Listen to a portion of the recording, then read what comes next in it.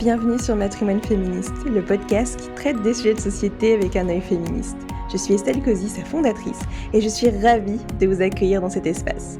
Vous n'avez d'ailleurs pas besoin de prendre de notes, puisque la retranscription complète de l'épisode se trouve sur mon site internet www.matrimoine-féministe.com. En attendant, je vous laisse rejoindre ma conversation avec mon invité du jour. Bonne écoute! Bonjour, bonsoir aux personnes qui nous écoutent. Je suis en compagnie de Carole Gutiérrez, avec qui nous allons parler de son expérience sur la maternité. Du coup, Carole, je te laisse te présenter de la manière dont tu le souhaites. Alors, bonjour Estelle, merci à toi pour l'invitation. Donc je suis Carole Gutiérrez, j'ai 38 ans. Je suis la maman de 2 enfants, donc un garçon de 11 ans et une petite fille de 8 ans. Et différentes expériences m'ont amenée à prendre la mission de lever le tabou du cycle menstruel dans notre société. Du coup, j'ai créé ma marque d'infusion pour le cycle menstruel qui s'appelle Rosie et Hilda. Et par la suite, je me suis intéressée un petit peu au monde professionnel et j'ai développé l'activité de consultante en bien-être menstruel en entreprise. Donc, c'est un métier qui peut surprendre, mais qui prend de plus en plus de place et qui a de plus en plus d'utilité dans notre société. Merci, pour cette petite présentation. C'est vrai que moi, la consultante en bien-être menstruel, c'est quelque chose qui est, on va dire, courant, on va dire, dans le milieu féministe, mais j'avais déjà eu une de mes invitées, Héloïse Bouilloux, que j'avais interviewée à ce sujet. Donc, c'est super en tout cas, ce que tu fais. On aura l'occasion de dérouler un peu, pour, comprendre, ton cheminement. Mais du coup, ce que j'aime bien faire en début de chaque épisode, c'est pouvoir, faire un peu, une introduction du sujet et là, du coup, vu que c'est ton expérience par rapport à la maternité, du coup, j'ai envie de savoir pour toi, qu'est-ce que ça représente et en quoi aussi on l'idéalise, cette fameuse maternité? Alors ouais, j'ai trouvé cette question, pas forcément évidente, à répondre parce que la maternité, selon moi, elle fait appel à pas mal de sentiments et qui peuvent être contradictoires, donc c'est pas forcément évident de la décrire. Mais moi, je dirais que c'est un peu comme un voyage. On connaît la destination, en tout cas, on se donne une direction, mais on ne sait pas vraiment, quelle expérience on va vivre, quels, défis on va surmonter et c'est ce qui fait que ce voyage, il est unique et différent à chaque fois. Ça, c'est une très, très belle, définition, j'aime beaucoup le petit côté métaphore, on peut se projeter, facilement.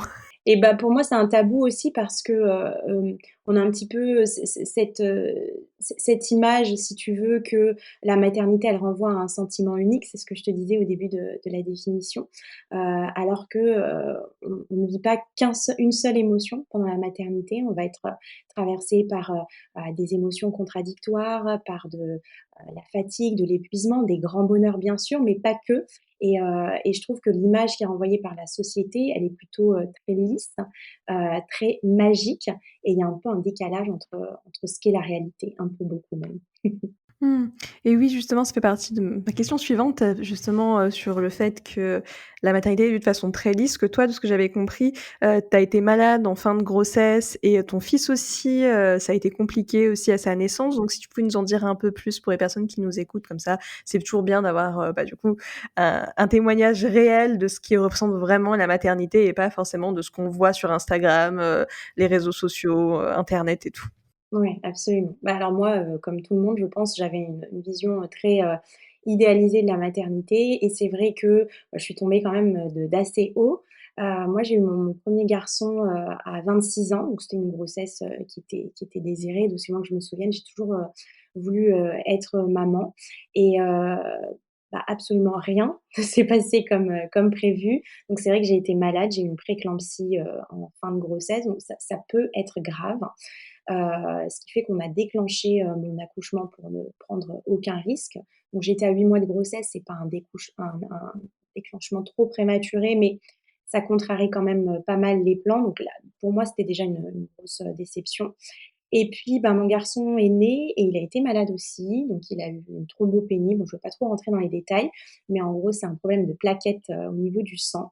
Ce qui fait que son pronostic vital était engagé et qu'en fait, on n'est pas rentré à la maison, on est parti directement, à l'hôpital. J'ai jamais quitté en fait le milieu, hospitalier et au bout d'un mois, on est sorti de cet enfer, on est rentré à la maison et c'est vrai que ça a été, très difficile pour moi parce que, j'ai vécu une succession de chocs, de traumas. qui ont été assez violents et puis tout à coup, il a fallu que je m'occupe de ce petit bébé, nouveau-né, d'1 mois, et que j'essaye de faire en sorte que tout aille bien. Donc 1re expérience assez difficile pour une jeune maman de 26 ans. Mmh, oui, je veux bien croire que ça a dû être, pas mal de chamboulements et après, comme tu dis, revenir à une vie normale, alors que tu as pas eu le temps de cicatriser de tout ce qui s'est passé, ça a dû être très difficile et juste peut-être une pour les personnes qui nous écoutent parce que, moi, je sais pas du tout ce que c'est une prééclampsie et je me dis que ça peut peut-être aider potentiellement des mamans qui pourraient aussi avoir ce genre de maladie, juste pour comprendre. Est-ce que c'est lié aussi à la maladie de ton fils avec les plaquettes ou ça a rien à Mmh. voir? Non, ça a rien à voir, c'est un peu la faute, à pas de chance, donc j'ai un peu cumulé, à ce niveau-là. La prééclampsie, c'est une maladie, de grossesse. Alors je vais pas trop rentrer dans les termes, scientifiques, mais c'est une maladie qui déclenche de la tension et des protéines dans les urines, donc ce qui fatigue pas mal, les reins et ce qui est un peu compliqué, c'est qu'on peut avoir du mal à la détecter parce que les symptômes sont pas forcément très, très évidents. En tout cas, moi, en fin de grossesse, j'avais pris du poids, ce qui est pas, super, enfin déconnant quand on est enceinte. J'étais fatiguée, c'est pas déconnant non plus, donc j'ai pas vu, venir, le truc et c'est vraiment lors d'une visite de routine, que ma sage-femme, m'a trouvée en effet, assez fatiguée et un peu gonflée. Elle a pris ma tension et là j'ai vu qu'elle avait changé de tête. Elle m'a dit d'aller tout de suite à l'hôpital, avec mon conjoint et j'ai tout de suite été prise en charge. Je suis pas du tout rentrée, à la maison et on m'a déclenché juste après mon accouchement. Donc c'est une maladie, oui, qui peut être très grave si elle n'est pas prise en charge. En fait, la prééclampsie peut amener à l'éclampsie, qui est l'étape d'après et qui est compliquée. D'où l'importance d'être sensibilisée là-dessus, ce qui n'avait pas forcément été mon cas et ce qui n'est encore pas trop le cas, actuellement. C'est une maladie qui est pas vraiment, connue et voilà et mon fils, bah, il a eu une thrombopénie donc ce sont des choses qui arrivent. C'est une maladie, au niveau, des plaquettes. C'est un déficit en plaquettes. Les plaquettes, c'est ce qui permet au sang de coaguler et mon fils n'en avait pas assez donc en fait, comme on a tout le temps des petites, micro-hémorragies dans notre corps, ce qui est normal, bah, pour lui, ça pouvait être, très grave. Donc heureusement, ça a été détecté aussi, à la naissance, lors d'une prise de sang. Il a été pris en charge et au bout de 3 semaines, c'était fini. Mais, enfin, je dis ça comme si c'était, voilà, mais du coup, c'est vrai que le fait que ça s'enchaîne, le fait que ce soit 2 pathologies qui sont arrivées sans qu'il y ait forcément, un lien avec, quelque chose, en tout cas pas un lien connu, parce que c'est des maladies, on ne sait pas trop pourquoi on les développe. Pour moi, ça a été une perte totale de contrôle, heu et en fait, je crois que c'est ça qui est le plus dur à accepter quand on est enceinte, c'est de se dire qu'on n'a absolument pas le contrôle sur ce qui peut arriver. Donc il faut avoir une certaine capacité à lâcher prise, que je n'étais pas du tout en mesure d'avoir, à cette époque-là. Mmh, bah, merci pour toutes ces précisions et bah, ça me fait penser, bah, forcément sur, bah, tu parlais de la lâcher prise et du coup, comment toi tu as fait pour, lâcher prise par rapport à ça? Et même aussi une autre question puisque, j'imagine que c'était, très compliqué, ta santé mentale, bah, suite à ces expériences-là, donc comment tu as fait pour prendre soin de ta santé mentale? Et aussi, bah, parce que voilà, je me dis que ça peut être aussi bien de définir aussi tout ce qui est santé mentale et postpartum, pour les personnes qui nous écoutent. Ouais.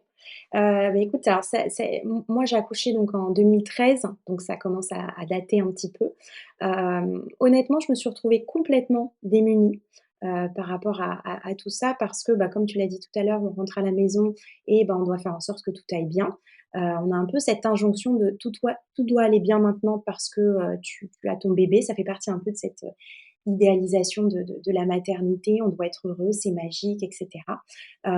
Donc moi, je me suis sentie un peu, heu, pas légitime dans ma douleur, dans mon mal-être. Ça a été très compliqué et on était en 2013 donc la parole était pas vraiment libérée. Elle est pas encore totalement aujourd'hui, mais au niveau de la santé mentale et même de la maternité de manière générale, du postpartum et je j'ai pas eu de soutien, vis-à-vis de ça quand j'en ai parlé autour de moi. Déjà parce que j'avais pas beaucoup de jeunes mamans, 26 ans, c'est un peu tôt en région parisienne, en tout cas pour être maman. Donc j'avais pas beaucoup de mamans, autour de moi, j'avais plutôt des mamans d'une ancienne, génération et quand j'en parlais, ce qui revenait beaucoup, c'était: «Bah, maintenant ton enfant il va bien donc c'est tout ce qui compte».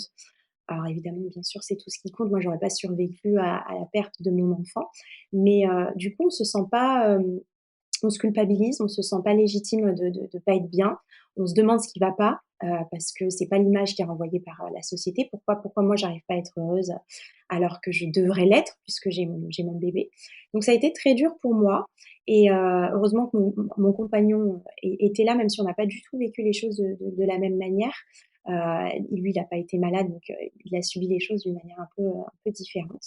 Et c'est vraiment une sage-femme, qui a été formidable, qui a vu que j'avais perdu beaucoup de poids quand même, et qui s'en est inquiétée, qui m'a dit: «Est-ce que ça va vous de votre côté?» Et donc j'ai un petit peu parlé avec elle. Elle voyait que je revenais en boucle sur cette histoire de naissance, donc ça, c'était quand même 8 mois après mon accouchement. Donc j'avais déjà repris le travail, j'étais censée être passée déjà à autre chose et pour autant ça revenait de manière assez régulière. Et elle m'a dit: «Mais vous devriez voir une psy». Et avec le recul, je me dis: «Mais alors déjà pourquoi je n'y ai pas pensé moi? Et pourquoi personne ne m'a mis sur cette voie-là?» Et je parle même de l'hôpital dans lequel j'étais. Enfin, mon fils était hospitalisé. Moi, je n'étais pas hospitalisée. Mais à aucun moment, enfin, tout le monde était très concentré sur la santé de mon enfant, ce qui est normal. Mais à aucun moment, on s'est inquiété de ma santé. Alors que j'ai perdu beaucoup de poids, je pense que je ne respirais pas la joie de vivre. C'était assez flagrant. Mais on m'a pas dirigée vers un psy. Donc je l'ai fait que très tard.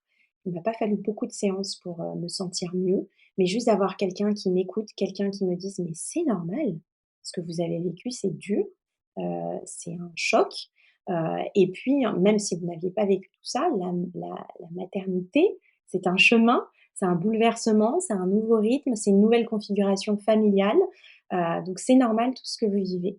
Et en fait, juste d'entendre tout ça, ça m'a fait un bien fou. J'ai fait 2 séances et ensuite j'ai continué le travail, toute seule. Mmh, en tout cas, je suis très contente pour toi que tu aies fait cette belle rencontre avec cette sage-femme qui t'a permis de te rediriger vers une psy et du coup, tu as pu, bah, te lâcher un peu de tes émotions parce que je pense que, ouais, le pire, c'est quand on garde tout pour soi et qu'on n'a pas de personne, une oreille attentive pour en discuter parce que finalement ça reste en soi et ça peut pas sortir alors que le fait de pouvoir discuter avec une oreille, attentive, bienveillante qui est là pour toi, eh ben, en fait, ouais, je pense que la parole, c'est vraiment quelque chose de libérateur, mais il faut rencontrer, les bonnes personnes pour soi et du coup, bah, je suis très contente que cette psy, elle a pu t'aider et que voilà et du coup, ça me fait penser, parce que là, vu que tu m'as dit que, la psy t'a aidé sur 2 séances et après tu l'as fait par toi-même, du coup, comment tu as fait pour cheminer par rapport à toi-même, sur ta santé mentale, pour aller mieux justement? Alors, il y a la reconnexion et je crois que c'est, quelque chose dont tu voulais parler avec moi aussi. La reconnexion en fait à ma part de féminité, à ma sexualité avec mon conjoint, mon intimité avec mon conjoint. C'est-à-dire qu'en fait, j'ai réalisé que, pour cette grossesse-là, ça a été complètement différent pour ma fille, hein. Je veux pas que tout le monde se dise: «Oh là là, c'est» voilà, chaque expérience est unique, mais cette grossesse-là et cet accouchement et j'ai réalisé après coup que ça a été une vraie fracture, avec tout, une cassure en fait, déjà avec l'image que je me faisais de la maternité, accepter, que ce soit une déception pour moi parce que c'est en fait, c'est super dur à formaliser ça, à le dire. Je suis déçue de mon expérience de la maternité, je suis déçue de ce que j'ai vécu, et après il y a eu aussi cette cassure en fait avec mon conjoint. Alors pas une fracture à proprement parler parce que dans cette épreuve difficile, on s'est quand même pas mal soudés, mais on a eu du mal à se retrouver dans notre intimité, dans notre sexualité et je pense qu'en fait, en parler aussi à son conjoint, ne pas vivre cette expérience seule parce que le tabou, il n'est pas qu'envers la société, qu'envers, nos proches, il peut être aussi envers nos très proches. Moi, mon conjoint a commencé à aller mieux beaucoup plus vite parce qu'on n'avait pas vécu la chose, de la même manière. Et je j'ai pas osé lui dire que moi, ça n'allait pas. Donc en fait, ça demande quand même beaucoup d'énergie d'avoir à, je veux pas dire surjouer, mais à essayer de faire semblant que tout va bien, continuer à avancer et cetera. Et donc ce premier pas vers lui en étant, complètement honnête, transparente et en libérant la parole vis-à-vis de lui aussi, bah, ça a été un premier pas pour aller mieux et après cette reconnexion par la suite, à moi, d'accord, d'abord à mon propre corps, à ma féminité et puis ensuite, à ma sexualité, à mon intimité avec mon conjoint, a été le pas de plus pour réussir en fait un peu à me reconstruire comme si j'étais un petit peu dispatchée partout, à me reconstruire, à me sentir, forte, confiante et à aller de l'avant.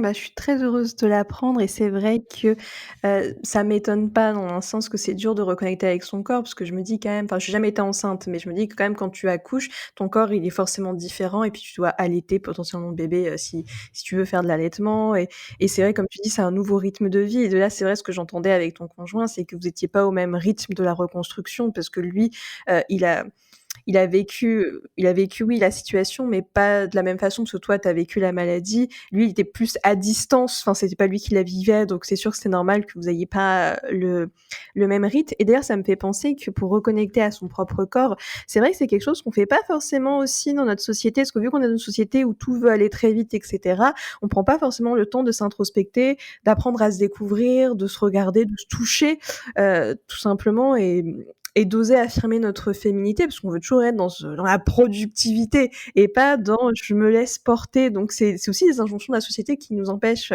vraiment de se connecter à soi et ça me fait penser aussi que bah, rien qu'avec la contraception, c'est une façon aussi, d'une certaine manière, de se déconnecter de notre cycle menstruel et compagnie, parce que je sais plus comment ça s'appelle, mais il existe une façon de, je crois que c'est la je sais plus, mais en Symptothermie, gros, c'est suivre son cycle de manière, naturelle. Enfin ça alors moi je suis pas une spécialiste de ça, mais oui, ça repose sur plusieurs, indicateurs, la température, on suit sa glaire, cervicale, on observe, un peu les réactions de son corps et ça nous permet en effet de, repérer les fenêtres de fertilité et de contrôler, oui, c'est une forme de contraception, ouais, absolument. Oui, c'est ça permet d'être complètement alors là, pour le coup, c'est le must du must, de la connexion, au cycle. C'est, quelque chose que j'aimerais bien faire, mais j'y suis pas encore. Ça fait partie de mes objectifs 2025. très beau objectif. D'ailleurs, c'est marrant parce que j'en discutais justement de ça avec une amie hier et en fait, elle me disait qu'elle pourrait pas franchir ce pas parce qu'en fait, elle se ferait pas suffisamment confiance, à ce sujet. Et c'est vrai que je peux comprendre parce que déjà les femmes, on a une grosse responsabilité avec le fait de donner la vie, mais là, suivre son cycle et compagnie, ça fait un peu une pression et quand tu enfin, c'est pas, c'est pas évident d'apprendre à se connaître, sur le bout des doigts, parce que ouais, c'est plus facile avec les autres, on va dire, d'apprendre à connaître les autres que connaître soi-même, quoi. Ouais, ouais, ouais, bien sûr, absolument. Je suis complètement d'accord, puis après chaque femme a un cycle qui est différent aussi, c'est pas forcément évident de s'observer. Alors ça repose sur, une méthode bien précise. Je pense qu'on peut pas, s'improviser, enfin improviser la symptothermie. Il y a des personnes qui, forment très bien à ça. Je pense notamment, à Lorraine, qui a créé un mouvement qui s'appelle Émancipée et qui justement accompagne les femmes dans la mise en place du suivi de leur cycle avec la symptothermie. Donc elle est vraiment très spécialisée là-dedans. Mais c'est vrai que la notion de confiance, je l'entends complètement parce que c'est aujourd'hui le frein que j'ai vis-à-vis du fait d'adopter cette méthode. Je pense qu'il n'y a pas de contraception parfaite. On a toutes plus ou moins des attentes, des contraintes qui sont différentes. Il suffit juste de trouver en fait celle qui nous correspond le mieux, celle avec laquelle on a le moins d'effets secondaires, voire pas du tout, celle avec laquelle on est le plus à l'aise. Mais c'est un chemin qui est difficile, hein. Moi, je suis passée un peu par tout, sauf la symptothermie. Et je j'ai pas encore de contraception, parfaite à l'heure actuelle. Donc, grosse, ouais, grosse responsabilité, grosse charge mentale. Ça ferait du bien que les hommes, prennent aussi un petit peu leur part, dans cette démarche-là, ouais. Ouais, c'est vrai que ça peut être une activité à faire en couple, en vrai, c'est vrai. Ouais, c'est vrai. Et du coup, bah, vu que là, on a embrayé sur le sujet du cycle menstruel, bah, du coup, j'aimerais, bah, du coup, potentiellement définir, pour les personnes qui nous écoutent, ce que c'est et après, en fait, moi, j'avais compris que c'est grâce à un tour du monde que tu as trouvé ta voie sur le bien-être menstruel, donc si tu pouvais nous raconter un peu tout ça? Ouais, absolument. En 2018, avec mon conjoint et mes 2 enfants, donc ils étaient tout petits à l'époque, ils avaient 5 et 2 ans, on a décidé de tout plaquer. Donc la France, les amis, le boulot et de partir en tour du monde, donc juste avant la covid. On a bien calculé notre coût et en fait, ça a été l'occasion pour moi, d'arrêter la pilule contraceptive parce que j'avais peur en fait de la perdre, hein. C'est vraiment une raison logistique à la base, hein. J'avais peur de la perdre et de me retrouver dans une situation un peu compliquée et du coup, ça a été l'occasion pour moi de découvrir un truc assez fou. J'ai découvert le cycle menstruel. Je ne connaissais pas, enfin, c'est-à-dire à part les règles et l'ovulation, je ne connaissais pas grand-chose au fonctionnement de mon corps. Donc ça a été une découverte, incroyable. Alors, j'ai d'abord commencé par, toucher à des symptômes un peu embêtants comme de l'acné hormonal qui est revenu, ou encore des douleurs pendant les menstruations. Mais j'ai découvert aussi, des choses super intéressantes, des ressources, complètement, insoupçonnées et c'est là que j'ai décidé de m'observer, davantage, de comprendre un petit peu, comment ça fonctionnait pour moi, de m'intéresser au côté un peu, heu, physiologique, hormonal et de voir l'influence en fait qu'avait, ce cycle sur, ma motivation, sur ma libido, sur mon énergie de manière générale et sur mes ressources. Donc quand je suis rentrée en France, j'étais, complètement, habitée par le sujet. J'en ai beaucoup parlé, autour de moi et hem et je me suis pris une assez grosse claque, en vérité, parce que, on m'a tout de suite renvoyée au tabou du cycle menstruel. Les règles, on n'en parle pas. C'est un sujet qui doit rester de l'ordre de l'intime, de l'ordre du privé. C'est un truc de nana.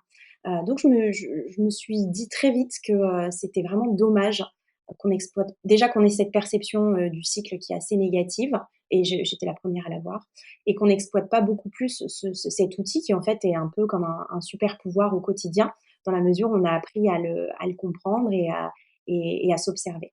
Donc je suis rentrée un peu dans cette boulimie de connaissances. J'ai ouvert un blog, j'ai partagé, toutes mes découvertes en fait. Au début, c'était vraiment un but, informatif, heu et j'étais super impressionnée, et émue à chaque fois de voir qu'en n'étant pas professionnelle de la santé, il y a beaucoup de femmes, qui se sont confiées. Il y a un peu cette notion de libération de la parole aussi dont on parlait tout à l'heure, parce qu'il y a beaucoup de choses à dire et au final l'expérience des règles, même si chacune est différente, il y a un côté un peu universel dans le fait qu'on le vit toutes et on traverse toutes nos propres défis. Heu, donc ça m'a donné envie de creuser le sujet, davantage. La notion de la douleur pendant les règles est beaucoup, revenue et moi j'ai un papa et une maman qui tenaient une herboristerie quand j'étais enfant à l'île de la Réunion. Donc je me suis beaucoup, soignée, par les plantes et j'ai eu envie de traiter la douleur différemment que par, des antalgiques, les hormones et cetera.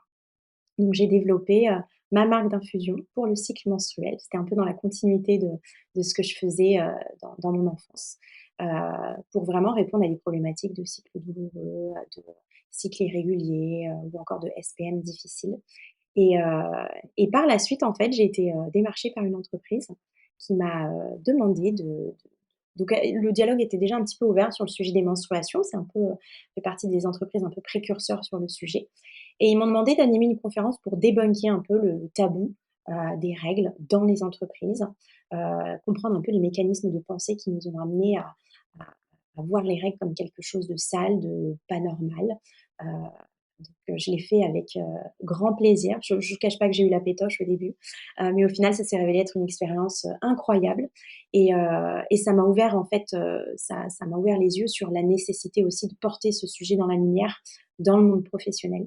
Ce qui fait que je me suis tournée, vers cette activité-là de consultante. OK, ouais, c'est assez, assez beau le parcours que tu as traversé, parce que c'était vraiment une reconnexion avec toi-même, d'avoir fait, ce voyage avec ta famille et du coup, bah, c'est génial et du coup, ça m'amène à plusieurs, questions. Bah, déjà, bah, comment ça se fait, que, bah, les règles soient toujours tabous encore aujourd'hui et quels sont du coup les mécanismes de pensée, qu'on a pu avoir? Et aussi, plus personnellement, comment toi tu as fait pour t'observer, par rapport à ton cycle? Parce que c'est pas forcément évident, je pense, de s'observer parce que si on n'a pas forcément d'éléments de comparaison, parce que chaque corps est différent, beh, je me dis que ça peut être un peu fastidieux au début de comment on fait, en fait, pour bien Ouais, s'observer? ouais, c'est vrai. Ça peut paraître, fastidieux, mais en vérité, les choses, elles se mettent en place, assez, facilement dès lors qu'on a, les bons outils et la bonne approche. Pour en revenir à ta première question autour des règles, comment ça se fait que qu'aujourd'hui c'est tabou? C'est un mécanisme qui remonte à très, très loin. Heu, déjà, si on veut comprendre, moi souvent je prends l'exemple du mot hystérie, qui vient, du mot utérus. Donc déjà, c'est un exemple de la manière dont on a construit notre pensée sur le fait que les femmes, ne sont dirigées que par leurs hormones, que les réactions qu'on peut avoir, qui peuvent être de la colère, de la protestation ou autres, ne sont liées qu'à nos hormones, donc on décrédibilise un petit peu les émotions qu'on peut ressentir. Tout serait relié, à nos hormones. Après bon, les mécanismes de pensée, ce serait un peu compliqué de tous les exposer, mais on va dire, il y a tout ce qui est influence religieuse de manière générale. Pendant très longtemps, ça a été perçu comme quelque chose, de sale, quelque chose, qu'on doit garder, en tout cas, dans la sphère, intime, quelque chose qui, dérange. Il y a après tout le langage qu'on a mis en place autour de ça. Quand on regarde, par exemple, la publicité, maintenant ça évolue, hein. De plus en plus, les messages sont positifs autour de la publicité, par rapport aux produits menstruels. Mais si on remonte à ne serait-ce que 20 ou 30 ans en arrière, bah, déjà c'était du sang bleu, ça l'est encore, aujourd'hui pour certaines pubs. Le mot protection menstruelle, a quand même une connotation de se protéger. Protéger de quoi? D'un sang qui serait là pour nous faire du mal. Protection hygiénique, pardon. Hygiénique, ça sous-entend que le sang est sale, qu'il n'est pas, hygiénique. Les messages, autour de la publicité aussi sont beaucoup dans la discrétion, le fait, de cacher. D'ailleurs, les règles ne sont pas mentionnées la plupart du temps, les règles dans la publicité ne sont pas mentionnées directement. Il y a toujours cette notion de fraîcheur, de propreté, donc tout ça, ce sont des biais inconscients qui font qu'on a complètement intégré que les règles, on ne doit pas en parler, que les règles, c'est pas quelque chose d'hygiénique, que les règles, doivent rester, dans la sphère privée. Ce qui fait qu'aujourd'hui, on n'a pas vraiment, d'autre choix que, de ne pas mentionner les règles, même si on a des besoins qui sont liés à ça, parce que, bah, c'est un véritable tabou, dont on n'est pas à l'aise d'évoquer ne serait-ce que le simple mot. Toutes les métaphores qui existent, les ragnagnas, les copines, les Anglais qui débarquent, d'ailleurs que des connotations qui sont, enfin que des expressions qui sont pas très, très, positives et valorisantes de manière générale. Donc voilà, tous ces mécanismes de pensée font que, aujourd'hui les règles, on ne se sent pas super à l'aise, d'en parler et heu et c'est un tabou qui persiste, dans notre société. Mmh. Bah, merci pour l'explication. C'est vrai que j'avais jamais fait attention pour, protection, hygiénique, la connexion que c'est vrai que c'est quelque chose de tellement habituel que oui, comme tu dis, c'est un bien inconscient, c'est quelque chose qu'on voit, qu'on nous matraque depuis toujours, donc finalement, inconsciemment, on pense des choses et d'ailleurs, ça me fait penser que, bah, les règles, c'est tabou, mais aussi la sexualité, ça peut l'être également, je trouve, même si aujourd'hui, de plus en plus de femmes, puis et d'hommes prennent la parole à ce sujet-là. Mais ouais, c'est vrai que tout ce qui est sexualité, règles, on considère comme ça sale, alors que pourtant c'est la nature, enfin, c'est normal. Enfin, s'il y a des enfants sur terre, ça c'est parce qu'on a des Absolument. règles et tout Mmh. et quand il y a sexualité. Absolument. En fait, c'est aussi naturel que de d'uriner, de transpirer. Aujourd'hui, plus de la moitié de l'humanité, a ses règles. Donc, il y a aussi ce qui nourrit le tabou, c'est aussi la méconnaissance, du cycle de manière générale. Le fait qu'on connaisse pas bien, les règles, qu'on véhicule des messages qui sont pas forcément, les bons, renforce en fait, ce tabou, et continue de le nourrir, enfin continue de le nourrir. Mmh, bah, d'ailleurs à ce sujet, si tu avais, si tu pouvais nous expliquer simplement qu'est-ce que c'est que les règles et le cycle menstruel pour les personnes qui nous écoutent? Parce que c'est vrai qu'on prend pas le temps de se dire: «Mais comment ça fonctionne tout ça?» En fait, c'est comme si, c'est naturel, oui, mais c'est vrai qu'on prend pas ce temps de Absolument, compréhension. on prend pas ce temps et puis c'est pas le petit cours qu'on a en quatrième ou en troisième, je sais plus, sur les organes reproducteurs et les règles, qui va éveiller notre conscience sur tout ce sujet-là. Ce qui serait formidable, ce serait qu'on ait, des cours d'éducation, menstruelle.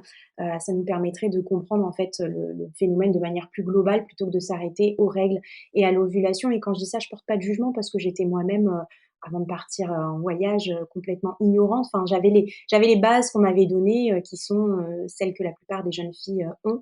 Donc ouais, les règles, elles rentrent dans le cadre du cycle menstruel. Alors moi, je vais pas rentrer dans les détails, scientifiques et cetera, mais dans mon approche, j'utilise la métaphore des saisons, parce que je trouve que c'est une métaphore qui est, super parlante. Ça reflète bien aussi, notre énergie, notre météo intérieure. Et puis, on sait à peu près tous, dans quel ordre arrivent les saisons, donc ça nous permet de nous repérer, dans l'évolution de notre cycle. Donc déjà, avant de commencer, j'aimerais dire que le cycle ne dure pas forcément 28 jours. C'est un peu, un cliché, qu'on a, une fausse croyance. Le cycle peut durer entre 21 et 35 jours, ça dépend vraiment, des femmes, ça on est toutes, plus ou moins inégales, par rapport à ça et en fait, c'est 4 phases tout simplement comme les 4 phases, comme les 4 saisons, qui vont se succéder les unes aux autres. Donc il y a une espèce de mécanique bien huilée, une espèce de balai hormonal, qui va se mettre en place, pour faire en sorte qu'on puisse, aller jusqu'à, l'ovulation et éventuellement une fécondation pour avoir, pour reproduire en fait, pour que l'humanité, perdure et qu'on puisse, avoir des enfants. Ce qui n'est pas obligatoire évidemment, je le précise. Donc moi je commence la première phase, par, le printemps. Donc un peu comme l'image de la nature, on sort de l'hiver, de la torpeur de l'hiver. Donc le printemps, c'est juste après les règles. Donc on sent, le soleil qui commence, à revenir. Donc nous, dans notre corps, c'est l'énergie qui commence à revenir. On sent cette reprise d'élan, souvent après les règles où c'est une période où on est un peu fatigué, un peu au repos. Là, on est en prise d'élan, donc on a une hormone qui s'appelle l'œstrogène.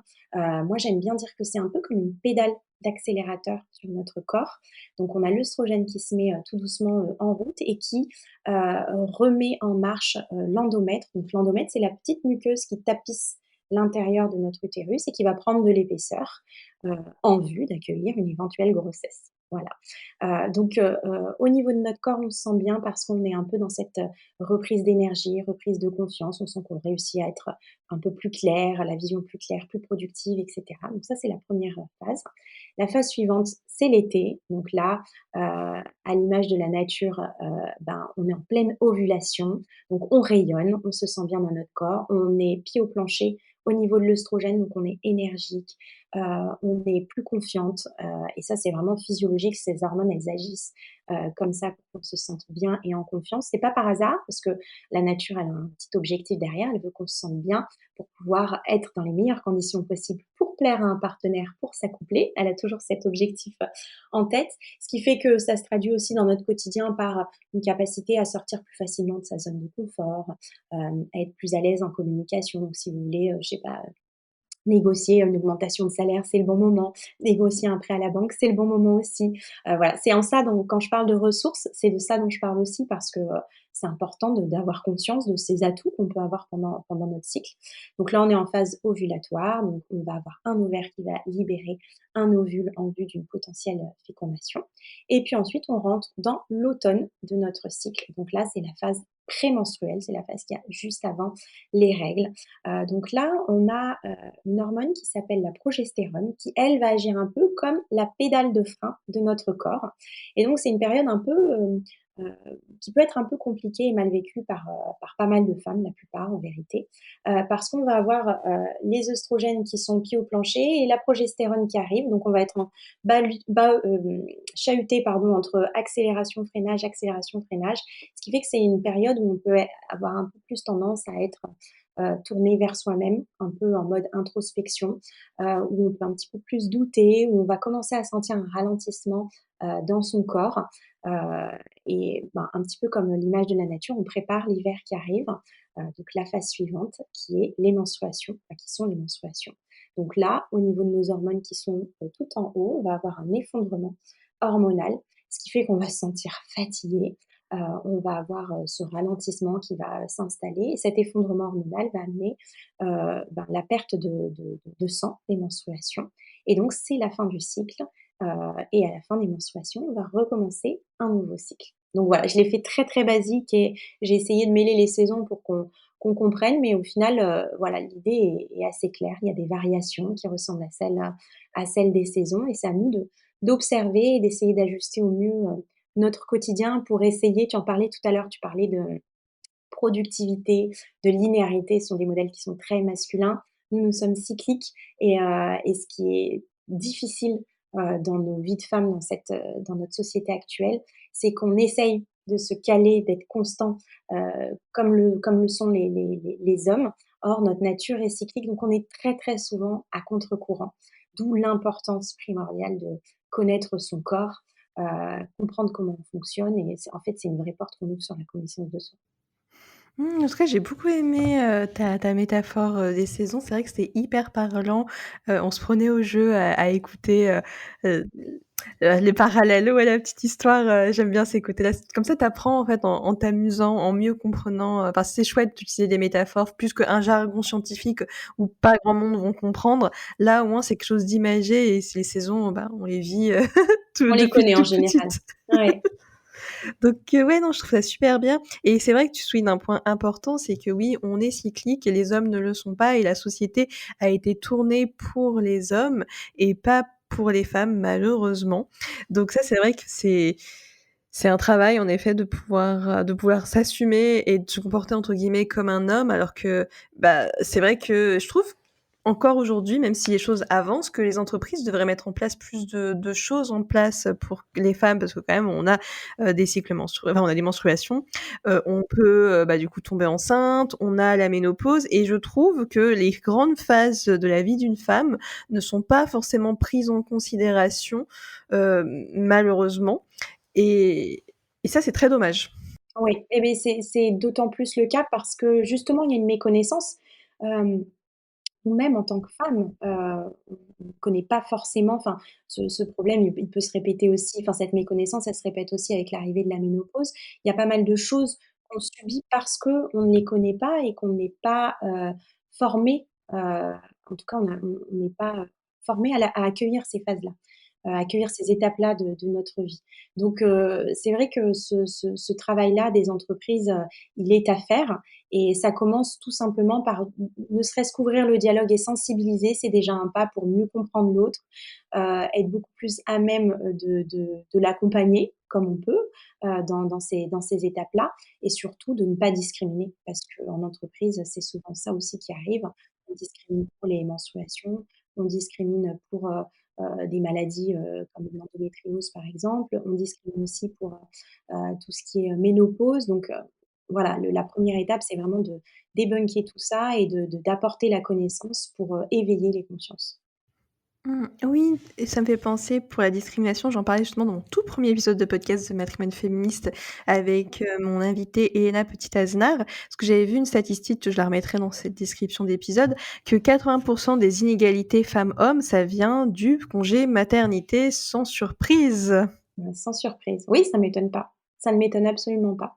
Ça fait partie, bon, c'est alors je vais pas dire que c'est un tabou, mais c'est une charge, je trouve que c'est dommage parce qu'un moment qui est censé, je vais pas dire être le plus heureux de notre vie, sinon je vais me contredire avec, ce que j'ai dit avant, mais un moment qui est censé quand même être, heureux, la maternité, c'est quelque chose de beau et c'est ce qui fait aussi tourner notre monde, hein. S'il y avait pas d'enfants, au bout d'un moment tout s'arrêterait. Eh bien, on a un peu cette lourde responsabilité de déjà penser à comment, ça va être accueilli dans l'entreprise, comment l'entreprise va faire, une fois qu'on sera parti, comment ça va être quand on va revenir. Est-ce qu'on va être à la hauteur? Est-ce qu'on risque de se voir attribuer moins de responsabilités et cetera? Et en fait, c'est un peu le problème pris à l'envers. Je me dis que c'est aux entreprises de s'adapter à ces faits-là. Le monde doit tourner avec des femmes, des employés qui un jour ont des enfants et c'est pas aux femmes de s'adapter, c'est aux entreprises d'être en mesure de faire ce qu'il faut pour que ce soit pas que ce soit un non-sujet, en fait. Mais oui, vraiment remettre plus d'humain, dans les parcours, dans les parcours RH, c'est vraiment ce qu'il y a de plus important. Mais d'ailleurs, ça me fait penser, parce que c'est vrai que finalement, les femmes, elles ont rejoint le monde du travail depuis assez peu. Enfin, c'est grâce, malheureusement, aux guerres, en fait, que les femmes, elles ont pu s'emparer, parce qu'en fait, avant, elles étaient, bah, mises de côté. Enfin, le 19e siècle, c'était vraiment le cliché, l'homme, il va travailler, la femme reste à la maison. Bon, bien sûr, il y avait des exceptions, hein, je schématise volontairement. Du coup, les femmes, elles ont pu ouvrir le compte bancaire sans l'autorisation de leur mari le 13 juillet 1965 en France. Ah ouais, ouais, donc c'est Donc pas si vieux que ça, quoi. Pas mais ouais. ouais, c'est vrai que c'est tellement récent, en fait. Ouais, ouais, ouais, non, c'est clair. Oui, oui, donc oui, mais bon, on peut quand même se dire que depuis 65, les entreprises, elles ont eu le temps de de penser le problème et de s'adapter. Ça fait partie des sujets, dont on n'a pas vraiment envie enfin, de s'intéresser, je pense. Sinon les choses, elles seraient allées beaucoup plus vite. Beh, ouais, je pense aussi. Bah, je pense que si c'était les hommes qui donnaient la vie, là, il y aurait eu plus beaucoup plus de mesures mises en place, Un j'imagine. non-sujet. Absolument, ce sera un non-sujet, c'est clair. Mais après, c'est vrai qu'en effet, il y a trop le côté capitaliste aussi. Le modèle en plus, le modèle économique, du capitalisme, c'est vraiment pas le bon, parce qu'on a détruit la planète en même pas 50 ans. Enfin, alors que, enfin, prendre le temps de bah, juste, ouais, prendre le temps de faire des choses, de pas vouloir à tout prix une machine à fric, bah et considérer en effet qu'il y a des humains derrière, ça, c'est quelque chose de super important, mais qu'on a tendance vraiment à se déshumaniser et peut-être encore plus avec tout ce qui est nouvelles technologies, parce que déjà, on voit même pas, hein, derrière l'iPhone ou que sais-je, n'importe quel téléphone ou nouvelle technologie, tout le travail qu'il y a derrière, les extractions de minéraux, les personnes, qui en Absolument, souffrent, ouais. On n'a pas qui en conscience fait de tout ça, mais pourtant c'est une vraie réalité, ouais, je suis d'accord. ouais, en fait, on met des œillères sur beaucoup de sujets malheureusement et bon, même si les choses évoluent, mais c'est vrai que je pense que ça va prendre un temps encore de dingue, hein, pour avoir une égalité. Oui, on est sur la bonne voie. C'est vrai que si on regarde en arrière, il y a quand même beaucoup de choses qui ont été mises en place, mais c'est vrai que, le chemin est encore long. C'est pour ça que libérer la parole de manière générale enfin, moi je après cette 1re maternité, quand je m'en suis sortie parce que j'ai vraiment l'impression que je reviens de loin. Je sais pas si j'ai fait une dépression, postpartum, je saurais pas dire, mais ça a été quand même, vraiment, très difficile et je me suis jurée, de pas, continuer à nourrir ce tabou, nourrir cette, image, idéalisée de la maternité et après ça a continué par la suite avec les règles et cetera, le tabou des règles. Mais, je suis, dans mon cercle d'amis, la copine qui dit tout, franchement. Moi, quand une copine est enceinte, mon objectif, c'est pas de casser, hem l'image qu'elle se fait de la maternité, mais juste de sensibiliser en fait. Oui, c'est une belle aventure qui démarre, mais voilà, tu vas vivre des bouleversements, il y a des jours où ça ira, d'autres où ça ira moins et c'est normal. Enfin vraiment en fait normaliser et dire que ce qu'on voit sur, les réseaux sociaux, la petite maison bien rangée, les enfants bien peignés et cetera, et bah, c'est pas vraiment la réalité. Moi je me revois être vraiment, très mal au tout début après avoir eu, mon fils parce que, bah, j'étais très fatiguée, je sortais quand même d'une maladie, difficile.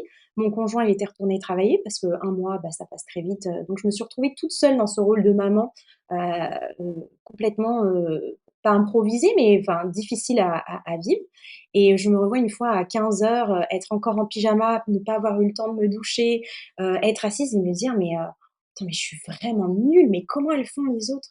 Et j'ai pas eu du tout la même approche, après avec mon deuxième enfant et je fais partie de ces femmes qui disent: «Mais c'est pas grave, c'est pas grave». À mes copines, je leur dis: «Mais c'est pas grave si à 15 heures tu t'es pas douché.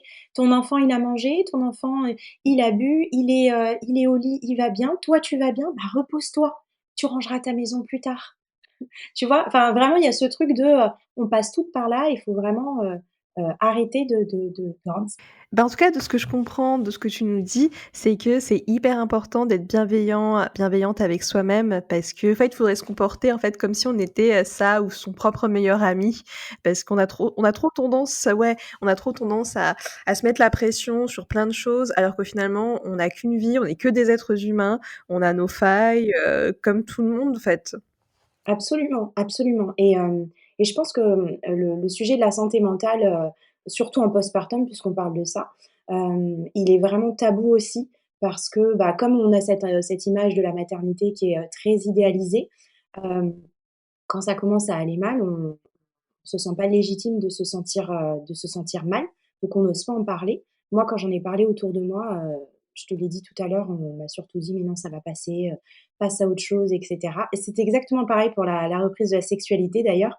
On me dit: «Mais non, t'inquiète pas, ça va aller, serre les dents et ça va se remettre en place tout seul» et je trouve ça très dommage parce que, le fait de partager justement, ce qu'on a vécu, bah, on se rend compte qu'on n'est pas la seule, et moi, ça fait vraiment partie des choses que je veux faire maintenant. C'est, ne rien cacher. Ça veut pas dire tout dire, dévoiler son intimité et cetera. Mais en fait, c'est être franche sur le voyage de la maternité, de manière générale et tout ce qui suit derrière, sur le postpartum. Quand on a conscience de tout ça, on l'aborde pas du tout de la même manière. On se culpabilise pas et on prend du recul sur la manière dont on doit agir. D'ailleurs, j'ai une stat, tout à l'heure, je voulais rebondir dessus, j'ai oublié, c'est que la première cause de mortalité, heu, dans la première année, maternelle, c'est le suicide. Donc ça veut quand même dire qu'il y a un énorme sujet, concernant la santé mentale en postpartum, et que c'est un vrai tabou qu'il faut vraiment, lever, parce que je me dis quand on devient maman, d'en venir à un acte aussi, extrême, c'est qu'à un moment donné, il n'y a pas eu de main tendue.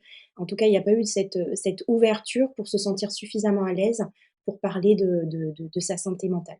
Donc j'espère vraiment que les choses vont évoluer de ce côté-là et que le chiffre va baisser dans les années à Mmh. Oui, je le souhaite moi aussi, mais ce que tu me disais, c'est que je pense aussi que, ouais, on a trop tendance aussi à minimiser, la parole, les ressentis, des femmes, surtout des femmes en général. Mais après, les conseils de, bah, laisser le temps, serre les dents et cetera, ça, j'ai aussi l'impression que c'est des conseils, on va dire, d'ancienne génération qui, bah, forcément, bah, c'était comme ça qu'elles ont été éduquées. Elles ont pas appris à dire leurs émotions parce qu'à l'époque, c'était quelque chose qui se faisait pas. Enfin, déjà, le divorce était mal vu. Enfin, t'étais avec un garçon ou un homme, bah, c'était pour toute ta vie. Enfin, c'était pas la même chose. D'ailleurs, ça me fait penser aux gens qui disent que c'était mieux avant. Bah, non, c'est juste qu'avant, on n'avait pas autant de choix que maintenant, quoi. Enfin, il y a des différences d'époque.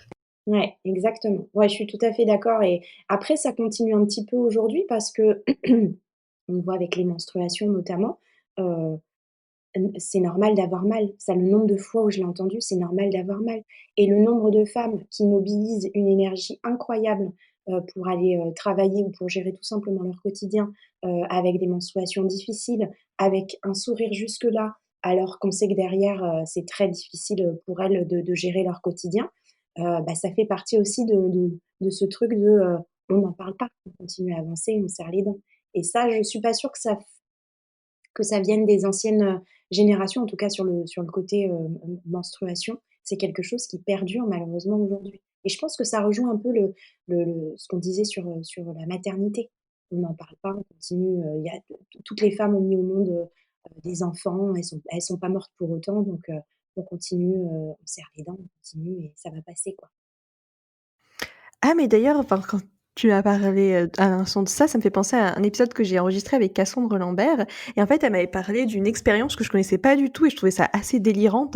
Peut-être que tu en as entendu parler, si je sais plus le pourquoi du comment, mais en fait, on avait demandé à des petits garçons et des petites filles de manger un pot de yaourt, sauf qu'en fait, on avait mis du sel dedans, du coup, il était immangeable et en fait, la différence, c'est que, bah, le petit garçon, bah, direct, il mangeait, il disait: «Bah, c'est dégoûtant», mais par contre, quand c'était la fille qui mangeait, on sentait que c'était pas bon, qu'elle aimait pas, mais elle était en mode: c'est très bon!» Ah ouais, ouais, ah bah, ça m'étonne pas. Bah, ça illustre très bien ce que je te dis donc continuer à avancer, montrer une image, qui est, positive, ne pas se plaindre, ne pas faire trop de bruit.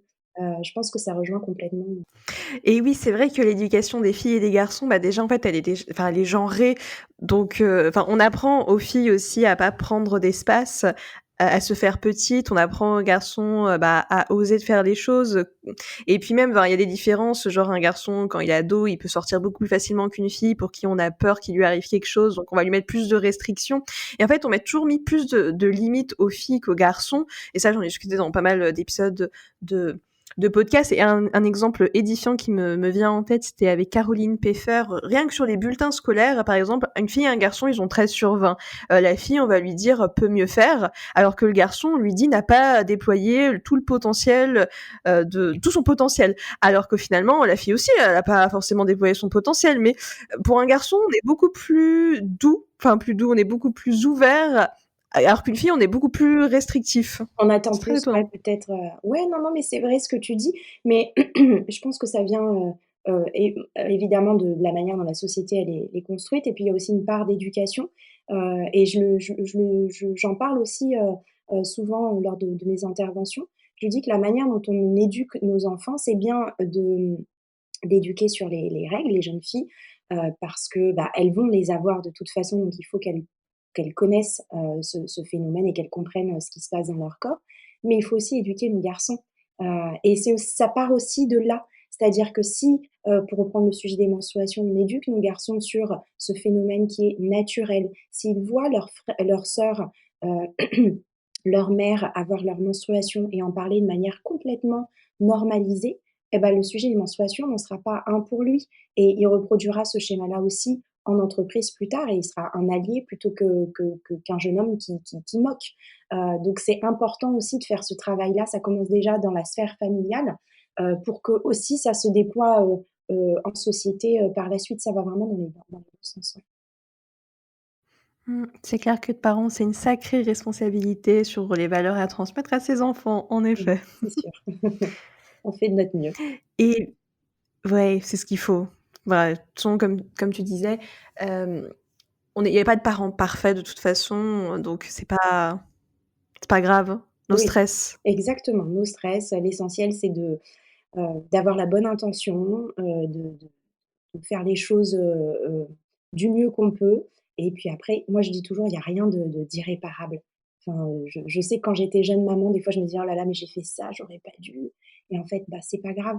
C'est tu feras mieux la fois d'après et tu verras que l'enfant aussi il a une capacité à s'adapter, au changement. Enfin, moi je l'ai vu en tour du monde, hein. Tout le monde m'a dit: «Mais tu es partie avec tes enfants, comment ils vont faire pour s'adapter? Tu les as sortis de leur cadre» et en vérité, ce sont eux qui se sont le plus adaptés, à toutes les situations, les pays qu'on a traversés, les changements de cadre et cetera, dans la mesure où on leur a expliqué les choses, clairement et je pense que ça, c'est valable pour tout, en fait. Tout. C'est très beau ce que tu nous dis. J'aurais bien aimé continuer davantage l'épisode, mais là, on va doucement se diriger vers la conclusion de l'épisode. Du coup, quel serait le mot de la fin par rapport à tout ce qu'on s'est dit? Le mot de la fin, eh bien, j'ai envie de dire, on dit souvent, tourner la langue 7 fois dans sa bouche, avant de parler. Alors oui, c'est vrai qu'il faut réfléchir avant de parler, mais il faut pas non plus trop, trop, trop, réfléchir. Je pense qu'il y a certaines choses qui méritent, d'être dites. Je parle notamment de tous ces tabous qu'on a dans notre société. On peut parler de la maternité, du postpartum, hem, de la santé mentale, des menstruations, de tous ces sujets-là. C'est important, qu'on en parle parce que c'est la voie pour, normaliser en fait, tous ces sujets et pour que, bah, ces sujets n'en soient plus. C'est de l'improvisation, hein, mon mot de la fin. Mais c'est vraiment ce que j'ai envie de dire, c'est qu'à un moment donné, heu osons parler, heu, ça ne va tuer personne et au contraire, ce sera peut-être même, libérateur, heu, aussi bien pour les autres que pour soi-même. Mmh. Je suis tellement d'accord avec toi, c'est tellement important de s'emparer, de ces sujets. Comme ça inspire, comme tu disais, tout à l'heure, à se dire: «On n'est pas seul, tout va bien, là j'ai des hauts, là j'ai des bas, mais après tout je suis juste un être humain donc c'est normal, c'est le processus de la vie, quoi». Exactement, ouais. Et du coup, dans la suite de mes petites questions, qui sont tes rôles modèles? Alors, bah, j'ai trouvé dur cette question aussi. Alors je vais pas être très originale, mais j'aime beaucoup, Emma Watson parce que je elle a vraiment cette manière, de considérer le féminisme comme, quelque chose qui concerne tout le monde, aussi bien les hommes, que les femmes, et même bien plus encore. Elle a une approche qui est inclusive qui me plaît beaucoup. Et j'ai noté aussi Élise Thiébaut, qui est autrice et qui a écrit un livre qui s'appelle «Ceci est mon sang». Je trouve qu'elle a beaucoup, contribué à ouvrir le dialogue sur ce sujet, heu et à éveiller les consciences. Donc vraiment j'aime beaucoup, cette femme et son livre qui ne quitte, pas ma table de chevet. Et est-ce que je peux mettre une 3e et après je m'arrête là? Alors j'aime beaucoup aussi, Gaëlle Baldassari. Elle a créé le mouvement Kiffe ton cycle. C'est une des premières, en tout cas, voilà, une des plus connues dans ce petit milieu, qui a vraiment, parlé ouvertement du cycle menstruel, mais qui a créé une approche où justement on valorise le cycle menstruel et on en fait un allié. Et c'est vraiment le premier ouvrage que j'ai acheté, c'est Kiffe ton cycle, qui m'a permis de m'ouvrir à tout ce monde-là, qui est, le cycle menstruel. Bah, merci, pour, ces ces femmes. Elles ont l'air toutes très inspirantes, à leurs échelles et du coup, dans la suite de mes questions, c'est quelles ressources tu recommanderais aux personnes qui nous écoutent? Bah, tu nous as parlé de «Kiffe ton cycle», «Ceci est mon sang». Est-ce que tu en aurais d'autres à nous partager? Ah oui, alors, ouais, il y a des podcasts qui sont sympas, justement, où on parle pas mal de maternité, matrescence, santé mentale, postpartum, comme ça rejoint un peu les sujets qu'on a évoqués. Bliss Story, C'est pas très original parce que il est assez connu, mais enfin vraiment, je trouve qu'il est très, très bien fait. Il y a Matrescence aussi, que j'aime bien et il y a un blog qui s'appelle Les Louves, où on parle aussi pas mal de maternité, voilà, les louves comme l'animal, de maternité, de tous ces défis en fait qu'on va traverser, quand on rentre dans cette phase de notre vie. Voilà. Bah, merci, pour ces ressources. De toute façon, je mettrai ça en description de l'épisode et du coup, il me reste 2 dernières questions, dont une, c'est: que signifie le terme féminisme pour toi? Alors, encore une question difficile. Alors non, mais j'ai mis du temps, j'y ai réfléchi tout à l'heure et je me suis dit: «Je vais essayer de faire simple». Pour moi, le féminisme, c'est œuvrer, pour un monde où chaque femme peut être libre de définir sa propre version du bonheur, sans normes imposées, avec sa force, son intelligence, sa capacité, à s'adapter. Je sais pas si c'est vraiment simple, mais pour moi, c'est ça. Non, oui, je la trouve, très belle, ta définition parce que finalement, bah, je sais, il y a des femmes qui ne sont pas féministes ou qui ont pas les mêmes valeurs, mais du coup, leur permettre d'exister comme elles ont envie d'exister, bah, c'est beau en fait, Sans c'est de normes. la sororité. Exactement, sans normes, sans jugement, chacun trouve son bonheur, là où il veut. Donc il y a aussi cette notion de respect de l'autre, je trouve, qu'on retrouve dans le féminisme aussi, ouais. Oui, surtout que finalement, on construit, bah, notre vision du monde par rapport à nos expériences, notre vécu, notre parcours de vie, les rencontres qu'on fait, donc c'est vraiment tout un truc. Donc c'est vrai que, ouais, le respect, la bienveillance et l'empathie, c'est des choses qui peuvent manquer, surtout sur les réseaux sociaux, hein, c'est clair. Oui, alors là, clairement, oui. Donc ça, c'est un peu compliqué, mais bon, c'est la vie, on va dire. Et et du coup, ma dernière question, c'est: qui aimerais-tu voir au micro de Matrimoine féministe? Alors moi, j'aime beaucoup, Charlotte Marigot, puisque justement on parlait des entreprises et du fait de replacer, l'humain un peu au cœur des enjeux de l'entreprise et elle a une approche, justement où elle accompagne, les entreprises vers, des parcours RH plus humains. Donc elle parle pas mal de maternité, elle parle, de deuil périnatal ou de deuil, tout court. Enfin voilà, elle aborde tous ces aspects, de la vie qu'on peut vivre et qui sont pas forcément pris en considération dans les entreprises de manière, générale et donc accompagner les entreprises à avoir la bonne démarche, pour accompagner ces salariés, ou des salariés qui passent par ces épreuves-là, dans leur vie. Donc très belle personne et très belle mission. Oui et en plus, c'est vrai que ça me fait penser que finalement, la vie pro et la vie perso, c'est quand même malheureusement indissociable parce que ce qu'on traverse dans notre vie personnelle, ça s'impacte dans le professionnel et inversement, en fait. Donc c'est ça, donc c'est hyper important de pouvoir être accompagné sur ces sujets. Complètement et puis on est toujours un peu dans cette recherche, d'équilibre en fait, et c'est forcément déséquilibré si, on vit quelque chose dans le privé, mais que dans la sphère professionnelle, il y a pas forcément de structure, pour accompagner sur ces étapes-là. Donc vraiment, je pense qu'il faut de plus en plus qu'on revienne, pas qu'on se tourne, qu'on revienne à l'humain. On a oublié un petit peu, de le faire. C'est ça, mais du coup là, en tout cas avec ce podcast, on revient à l'humain avec, les expériences de vie, de chacune et je trouve ça très chouette et j'étais ravie, d'avoir pu échanger avec toi Carole. Le temps est passé très vite. Très vite. Plaisir partagé. Merci beaucoup Estelle pour ton invitation. Avec grand plaisir et bah, merci aux personnes qui nous ont écoutés jusqu'au bout et du coup, bah, je vous souhaite à la prochaine tout le monde. Ciao, ciao! Merci d'avoir écouté cet épisode, j'espère qu'il vous a plu.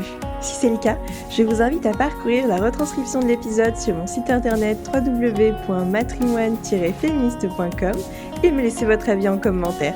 Cela me ferait vraiment plaisir de vous lire et de vous répondre. À très vite!